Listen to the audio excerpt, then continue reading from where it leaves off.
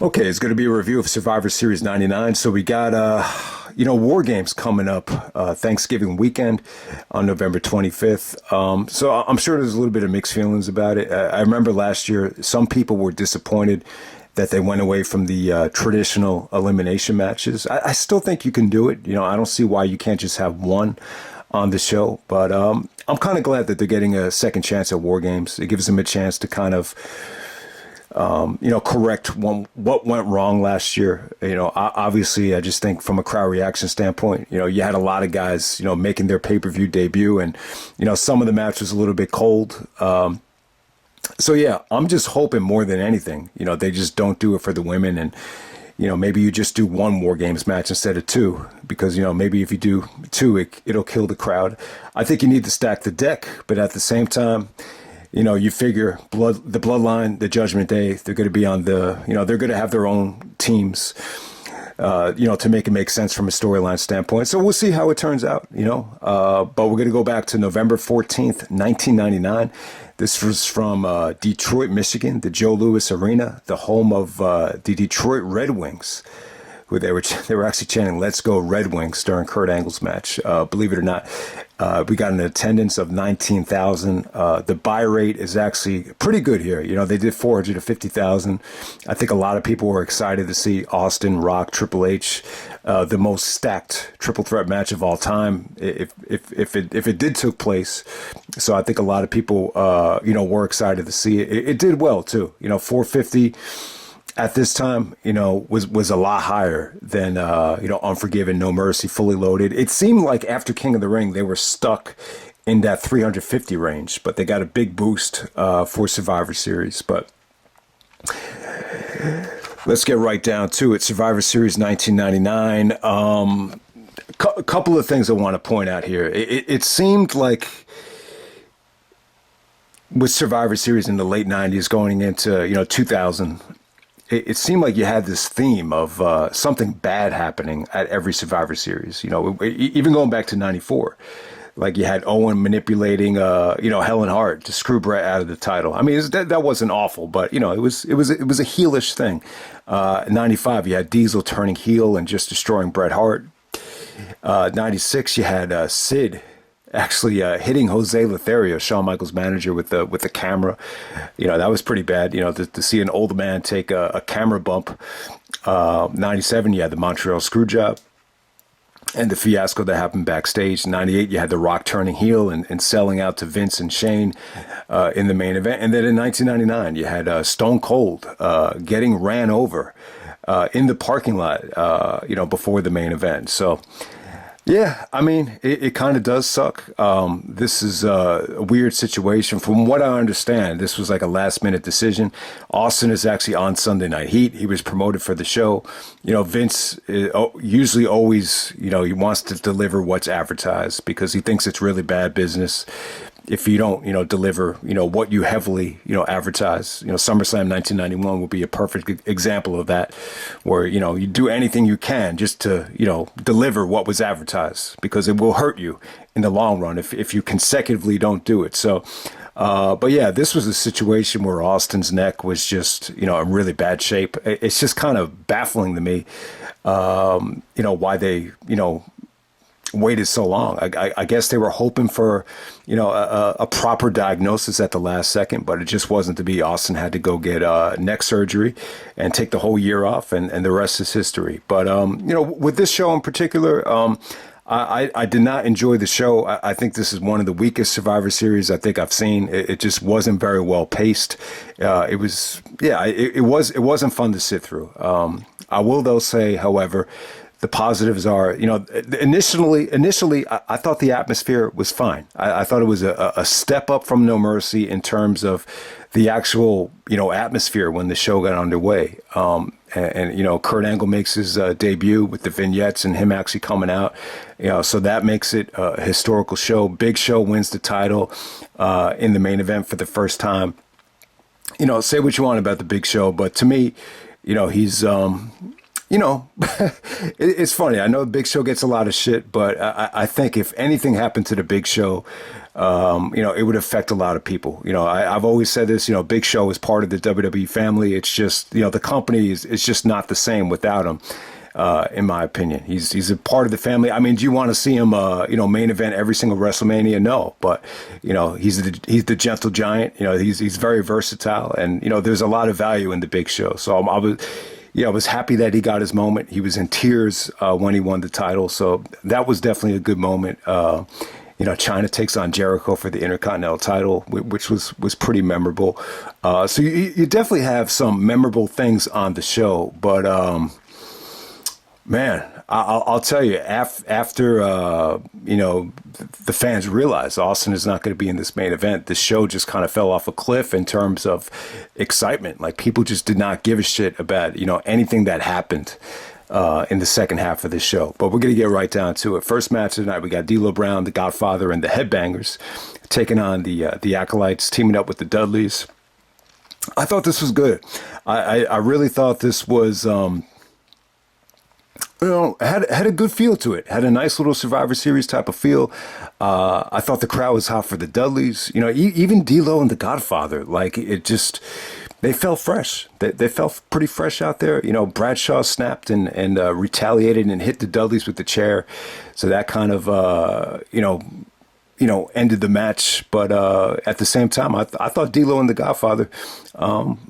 You know, they connected really, really well with the crowd, you know, believe it or not. I just thought the opener was fun. This was probably one of the more watchable things on the shows. At this time, Bubba was doing his stuttering thing, and, you know, the pre-match where they're making fun of the stuttering stuff, that was probably the highlight of the match. But we're going to move on to Kurt Angle versus Shawn Stasiak. So Shawn Stasiak is the son of Stan the Man Stasiak, who was the WWF champion back in the day. They actually show highlights of, you know, some of his matches from the 70s, which Jerry Lawler was making fun of. He was saying that this footage is older than Moolah. So that was pretty funny. But, yeah, you know, Stasiak, before we get to Angle, yeah, it's funny. He was actually in the World Wrestling Federation but before WCW. You know, I mean, whenever I think of Stasiak, it's funny that this is the show he appears on, the show that Austin gets ran over at, because Austin, this is one of the guys during the invasion, Austin bullied the crap out of him. You know, the night when, you know, Austin got sprayed with milk, he kept fucking up his lines for Austin Appreciation Night. It actually took him 43 takes. Then Austin's like, 43 takes, what?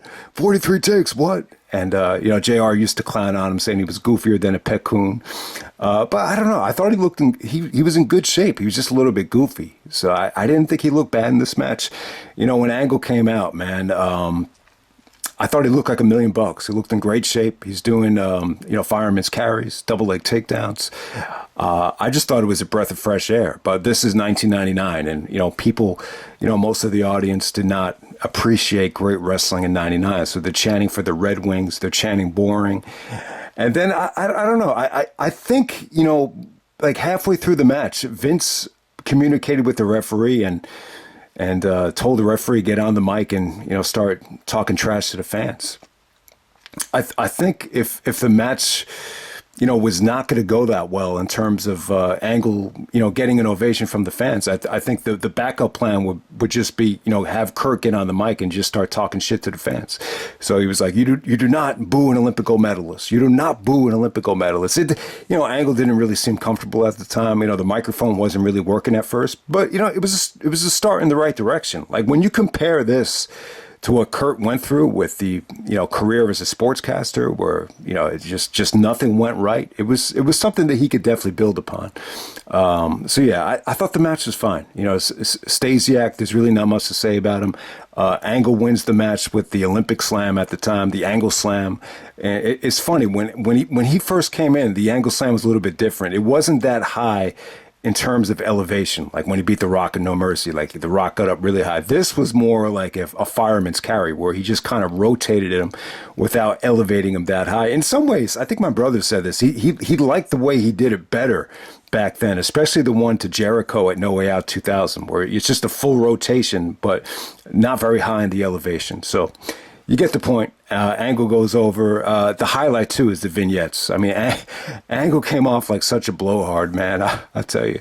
I mean, blowhard is the word I would use. I remember back in the day, I played back a VHS. It was either a Raw or the Kurt Angle VHS of these Kurt Angle vignettes. And my grandma just kind of came into the room and she just started saying, "Oh my God, this guy is such a blowhard." Like she bought into everything. She just thought he was just like a pompous, like arrogant prick, the way he was carrying on. And that was the whole point of it. Like he was so braggadocious about his accolades that it almost came out like SPS, like self-praise stinks, which is a phrase my grandma used to use all the time. But I mean, Angle's bragging about the state championships, the world championships.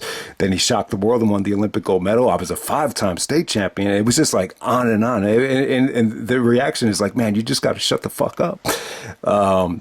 So yeah, I think more than anything, I think the fact that he was, promoted as the real, the WWE's only real athlete.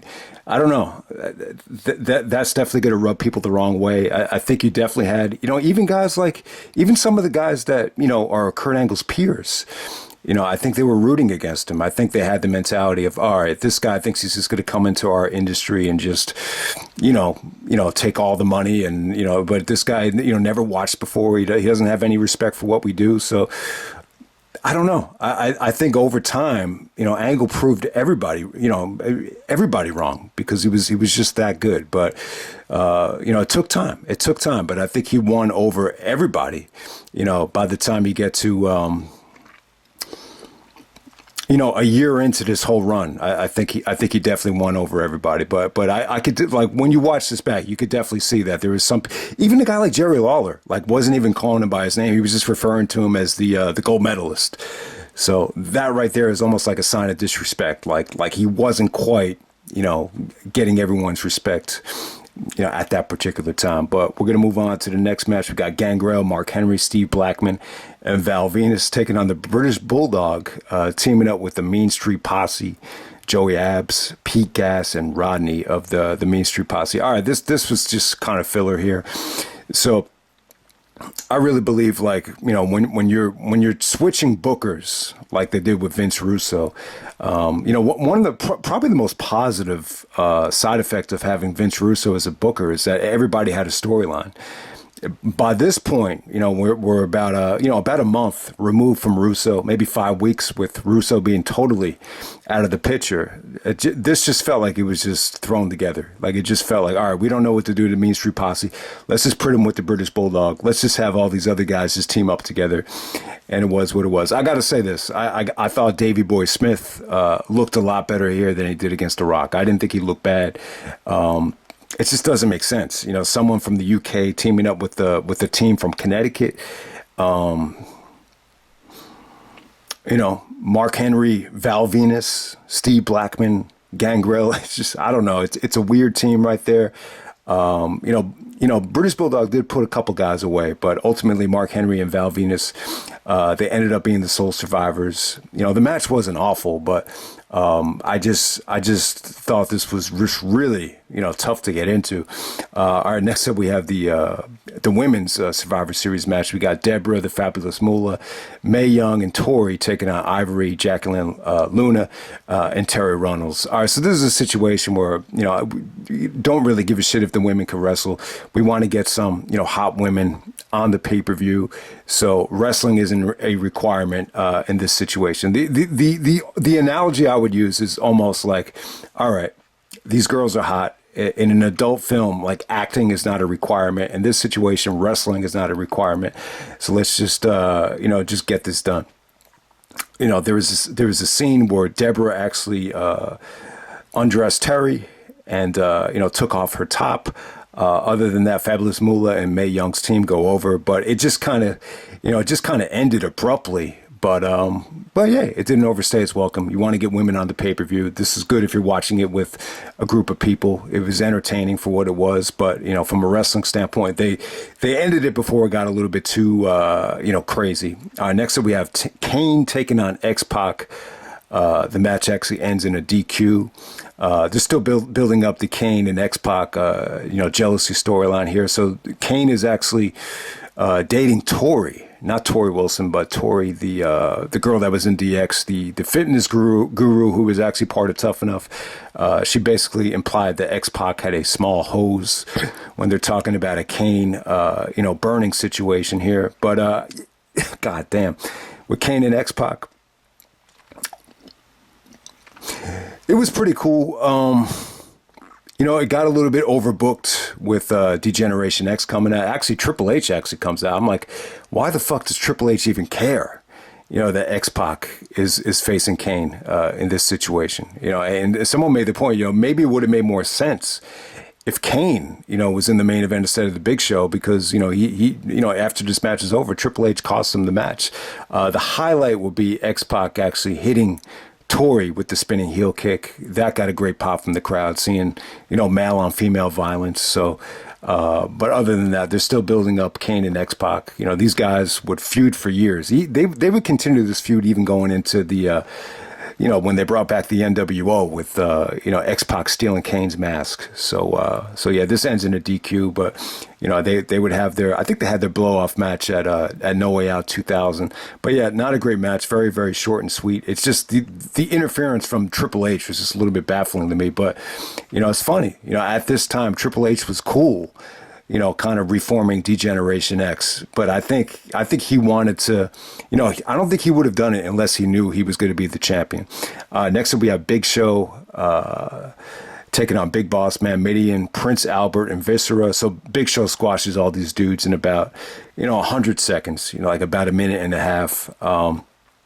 So they already filmed, Bossman actually, towing Big Show's father out of a cemetery home. They obviously Bossman. He took the casket and just towed it out of the cemetery, and Big Show actually jumps on the casket, and he actually falls off as Bossman actually drives away with Big Show's dead father in the casket. So I think this is a work storyline here where they were trying to sell the fact that Big Show's father had died of cancer. So a lot of people don't like the storyline. I got to say though, that it's almost like comedic and funny as hell watching that cemetery clip. And apparently they were kicked out of the cemetery and they weren't allowed to film anything else there in WWE history. So, but yeah, this whole show would set up a Big Show and Big Bossman at Armageddon for the WWF title. I guess this is probably up there as one of the more tasteless angles in WWE history. But yeah, Big Show squashes everybody here. I got to say the choke slams on Prince Albert and Viscera look pretty impressive, considering how big they are. I mean, those are not small dudes. They're over 400, close to maybe even 500 pounds, especially Viscera.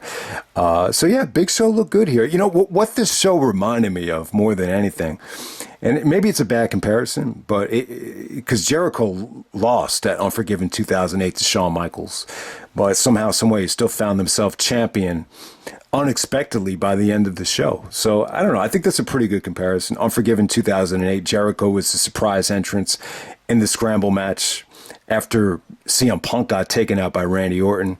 But it's a little bit of a different situation because, Jericho lost to Michaels. In this situation, Big Show is squashing, everybody. All right, so next up we have Chyna taking on Chris Jericho. So you almost forget, Chyna was coming out with Miss Kitty. Kind of a weird combination there, but this is for the Intercontinental title, Chyna versus Jericho. So it's well documented. Jericho took a ton of heat for being very stiff with Chyna, and yeah, some of these kicks to Chyna's face were just very stiff. I think he was very stiff on some of the power bombs to Chyna.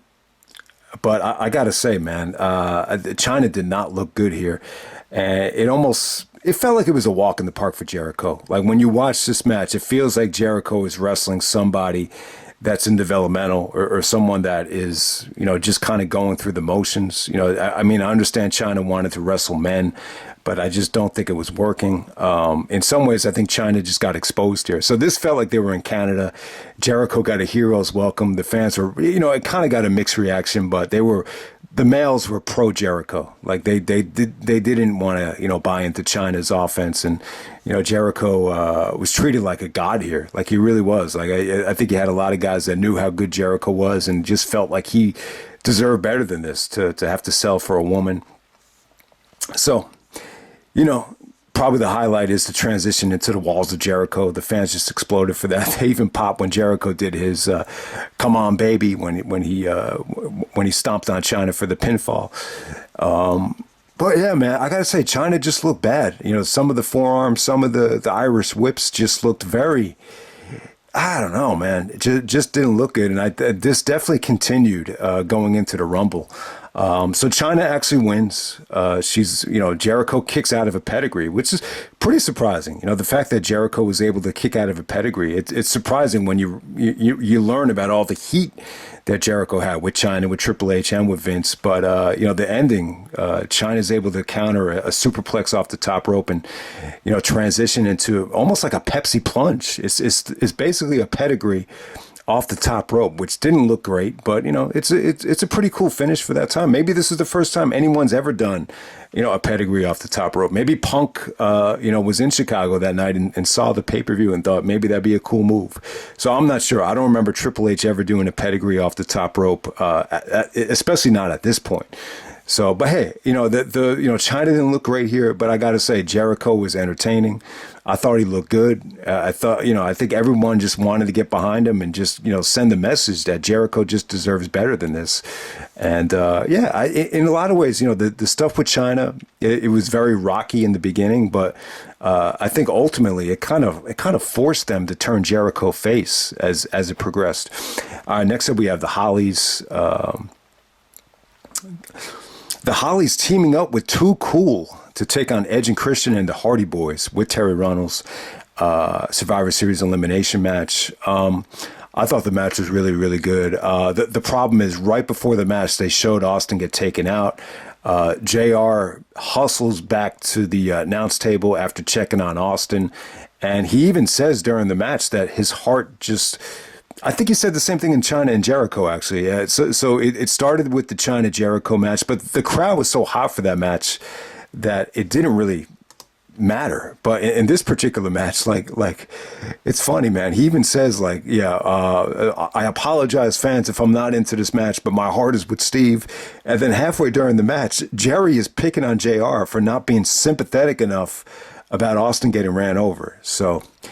it's kind of funny, and then after the match is over, JR calls Jerry Lawler an idiot. So this is some of the most tension I think JR and Jerry Lawler had. I thought the match was really good, though. The crowd is a little bit dead.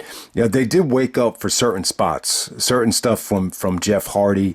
The 630 splash came off pretty good. I thought Christian had really good moments here with his offense. His, some of his high spots, his inverted DDT stuff looked really good. I thought Christian actually lasted a little bit longer than Edge, believe it or not, in this match. Matt Hardy got eliminated pretty early. I got to say, I think Hardcore Holly looked really good here. The highlight of the match for me probably was he countered the Whisper in the Wind from Jeff with a drop kick off the top turnbuckle. That was pretty cool. So the Hollies actually end up being the sole survivors here. Grandmaster Sexay was a little bit annoying, and Scotty 2 Hotty, he actually eliminated a couple of guys here, but for the most part, man, this really felt like they had big plans for the Hollies. Crash was coming out with the scale. They were promoting the fact that they weighed almost 1,000 pounds. So yeah, the Hollies definitely had a little bit of a push here, believe it or not. But hey, man, I got to say this is probably one of the best things on the show. But the crowd was definitely a little bit deflated, by this point because of the Austin situation. All right, and next up for the tag team titles, see, this is a match right here where I just felt like you needed to get onto the main event, but you still had a little bit of time to kill.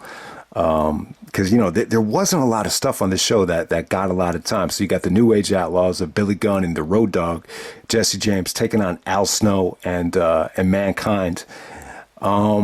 Beginning of this match was tough to get into. I really just thought it just felt very, very... I just thought everything felt stale in the beginning. It just felt like there was no excitement. Yeah, this is another example. Like if you don't give Foley like a heated storyline, sometimes, especially like as the comedic mankind, it's tough to get into some of his matches. First 5 minutes I thought were really, really rough. Halfway through the match, though, I thought they turned it around. Road Dogg was actually pretty entertaining.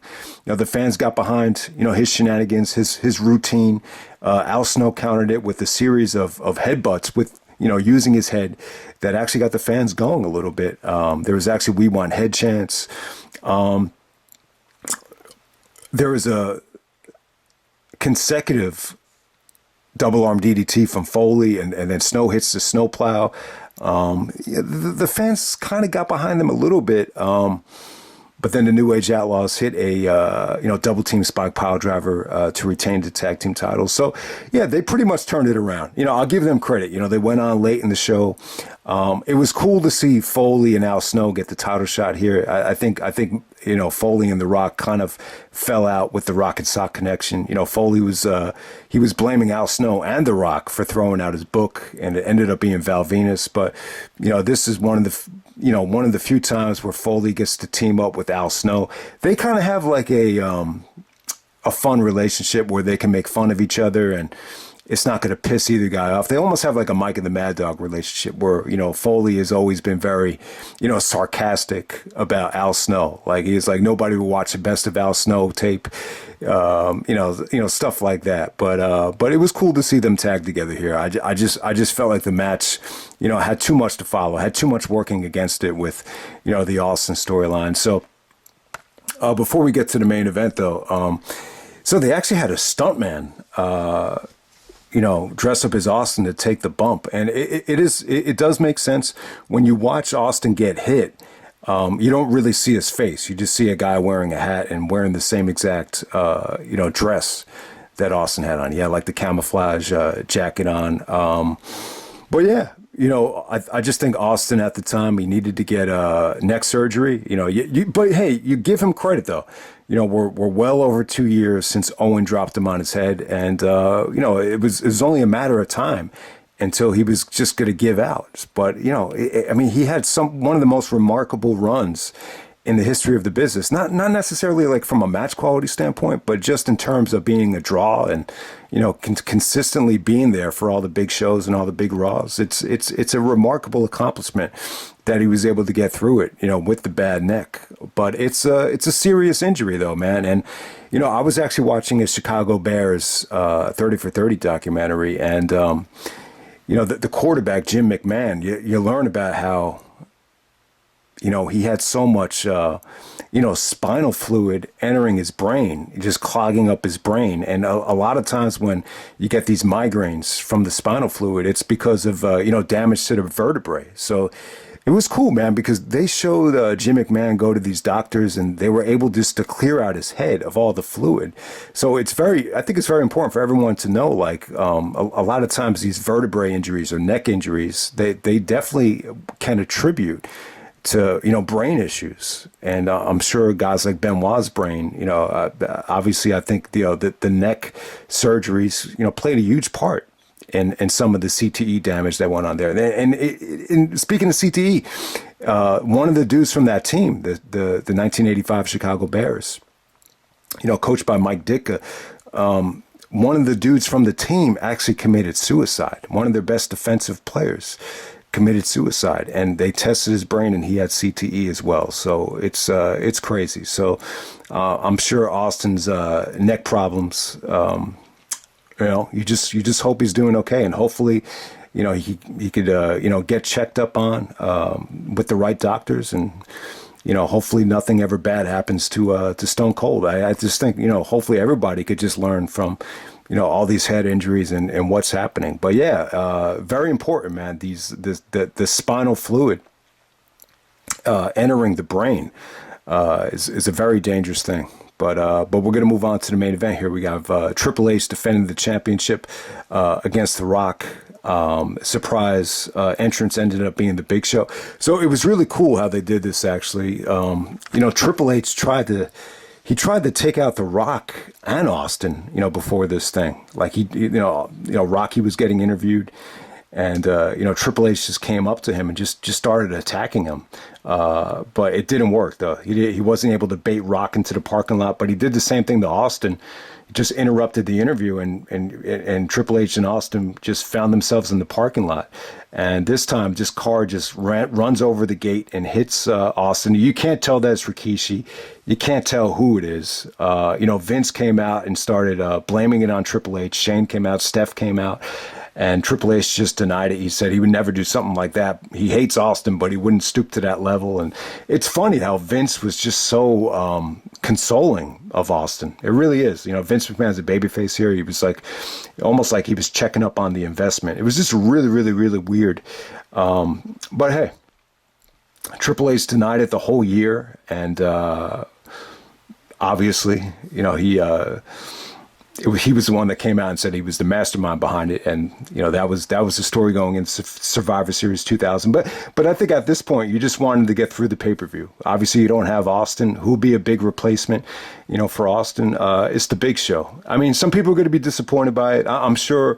There's no replacing Austin. You can't replace him. You could have replaced him with Michael Jordan, and people would have been deflated or disappointed. There's just no way around it. But I thought Big Show did a good job here. I think they salvaged it. I think the triple threat still ended up being one of the better things of the night. It's funny, when Big Show came out, though, The Rock's reaction to Big Show was just like, you got to be kidding me. Like, you always get the feeling that Rock was severely annoyed by Big Show, especially when he was in the main event of WrestleMania 2000. But yeah, I think the match was good, though. The match was good. The match had, a lot more energy than almost anything on this show, besides maybe Chyna and Jericho. This is the one match where the fans were really into it. Fans were hot for The Rock.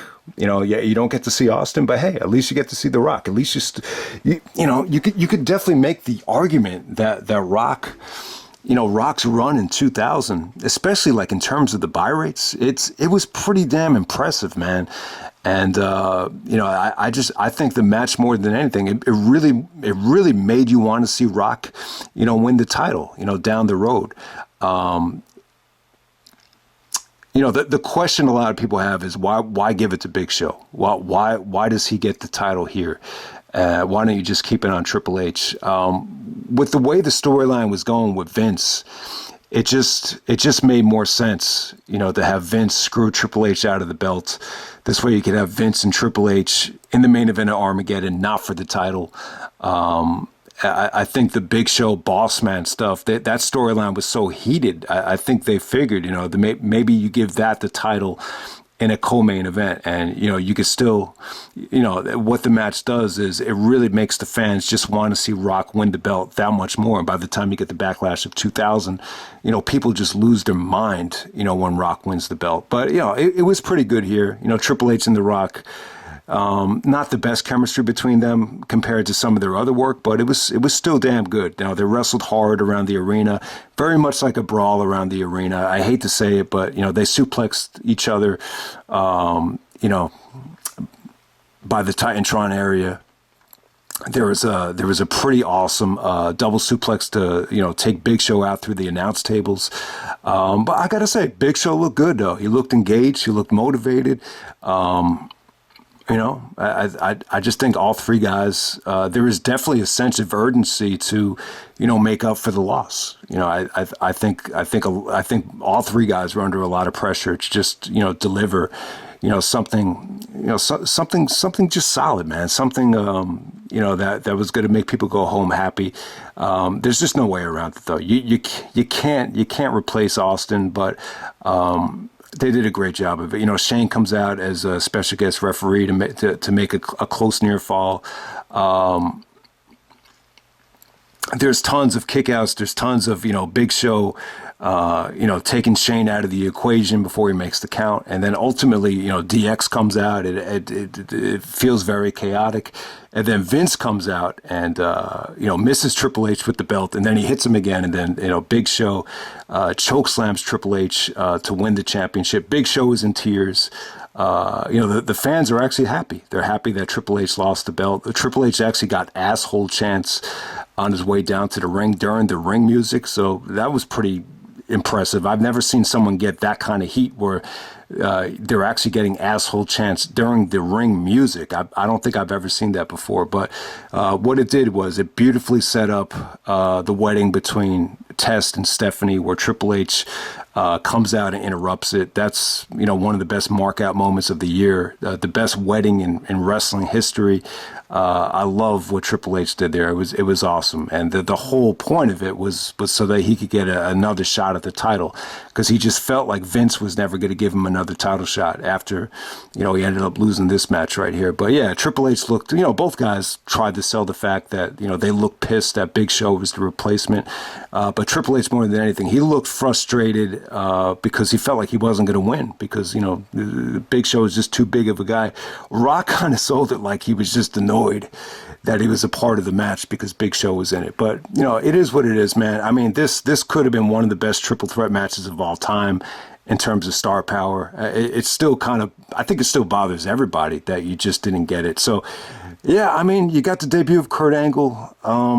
You could tell Jericho was, going to be a player.